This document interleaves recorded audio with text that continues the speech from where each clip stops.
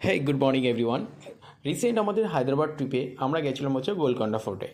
আর এখানকার হিস্ট্রি ব্যাপারে আমি তোমাদের কী বলবো, জাস্ট জেনে রাখো, যদি হায়দ্রাবাদ ঘুরতে আসো তো গোলকন্ডা ফোর্টে অবশ্যই আসবে। এই ফোর্টের আর্কিটেকচার রিয়েলি সবাইকে অ্যাট্রাক্ট করার মতো।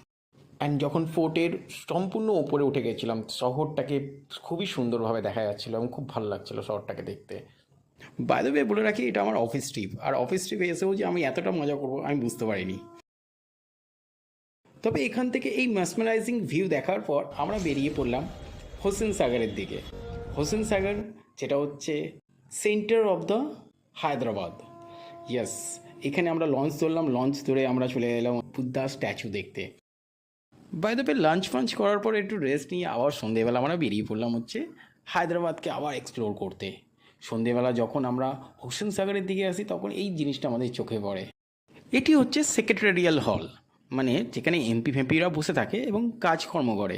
বাই দ্য ওয়ে, আমাদের উদ্দেশ্য ছিল হচ্ছে চারমিনার যাওয়ার। হায়দ্রাবাদে এসে যে চারমিনারে যাবো না, এটা কখনো হতে পারে না। এখানে এসে দেখলাম চারমিনারের আশেপাশে অনেকগুলো মন্দিরও আছে, সেগুলোও আমরা দর্শন করলাম এবং খুব ভালো লাগলো। বাই দ্য ওয়ে, এটা ছিল আমাদের ছোট্ট হায়দ্রাবাদের trip. Thank you very much.